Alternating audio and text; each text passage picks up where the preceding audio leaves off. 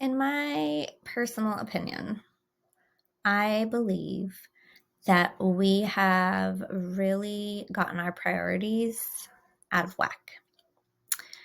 So many couples that I've worked with in person, which would be a big, portion of Seattle, let's just say, where Seattle is a highly competitive technology startup um, city.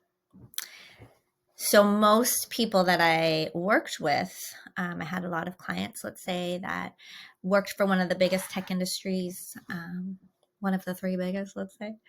And a lot of the time, what I would hear is, I have to work. I have to answer that email. I can't not go to that function. Or those, and at the same time, but like, obviously you are a priority to me, saying that to their partner. And the thing is, I really believe we are not prioritizing our relationship at any level like we should. Work has, for many people, become the focus. It's the purpose, right? Again, when we look at what is the meaning of our life and what's our purpose here, some of us have jobs that's your purpose. Like, I can say, this is my purpose. This gives me purpose. Helping others learn how to navigate conflict, helping others learn how to validate each other, helping women particularly see and find and start to live out their value creates this feeling in me, and that I can say is a lot of my purpose, right? However, I am able to, aside from, of course, I love my clients. I've had a lot of, they've had a lot of tragedy, and in real time, right? So I've grieved with clients. I've felt the tragedies. I have called work off before because a tragedy was so hard for me to like even get through work. But more often than not, 99 point more percent of the time, I leave work at work.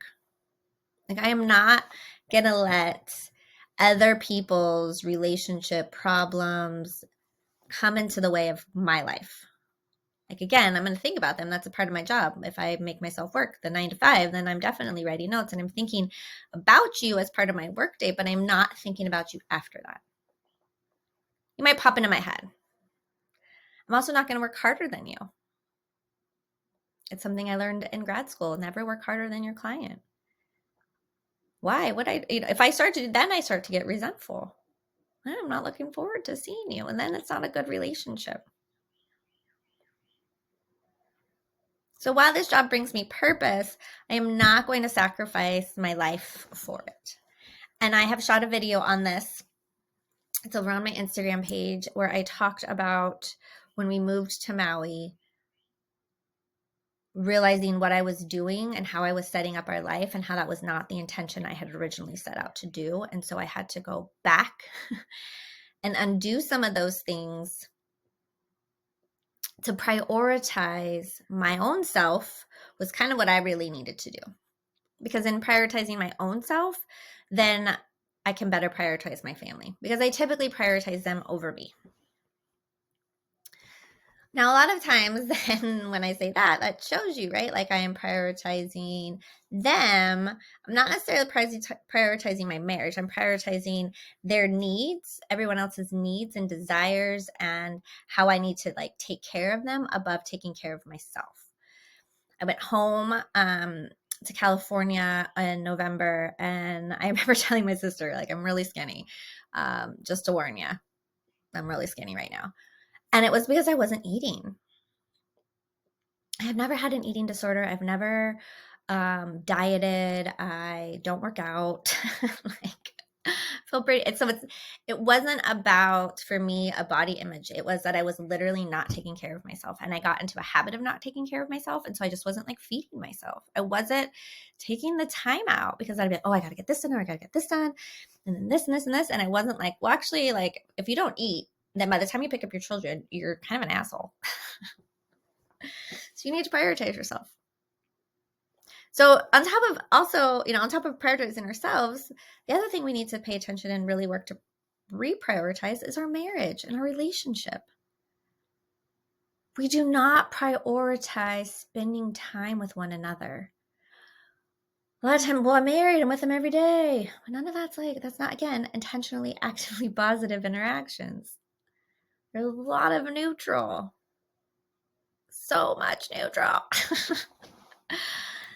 we just need much more positivity. So and just in creating that space, and then as a partner feeling like, oh my God, I am a priority. Look, they set aside this time. Or when they come home, they don't open up their computer again.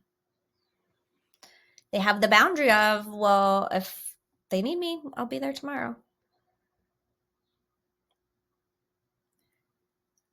We have no prioritization on spending time with one another. You can see it in the calendar. You can see it in the time spent. It isn't a priority. Carving out the time, figuring out what we need to change in our schedule, which is the one that I get the most pushback on. What do you need to change? What can you sacrifice in your schedule currently in order to put more priority on the marriage? And when I go there, I usually don't see that couple anymore. Or I get a lot of excuses. Oh, once we get through this, I know, Beth, but once we get through this season. Every season's busy. Some are just busier. If you don't create a plan that has like ways to intentionally prioritize time spent together, you will not do it. First of all, I would say we even need to just kind of say why this is important. Why would I prioritize spending time with my partner? That's going to talk about that in the goals and the intentions and the plans. If my goal is to spend more intentional, like intimate, quality time with my partner, that isn't just going to happen, right? Well, okay, well, why do I want to do that? Right? In the plan, and we'll get through that again. Feeling like a priority, people, is really important in a marriage. Feeling like your partner, like this is a part of trust. Like, is my partner making decisions based upon what is best for all of us? Or just himself? Right? Is he making decisions on vacations and putting us at the priority? Or Charlie and I just start taking a day off during the week together. So we sacrifice. There's some family time being sacrificed, but individually we both get pretty good amounts of time with the kids, and we do have a full day Saturday, and we do have some evening times together as well. That for us, it felt like it was an okay sacrifice because we felt our relationship needed to be prioritized. The results, my friends, have been incredible.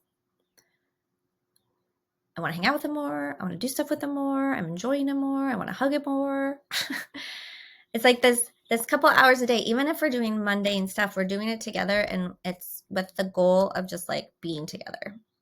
And sometimes it might not be not even hanging out together, but we are really trying to prioritize the relationship. Not necessarily I'm prioritizing his needs over my needs, because that's not it. Is that I am prioritizing time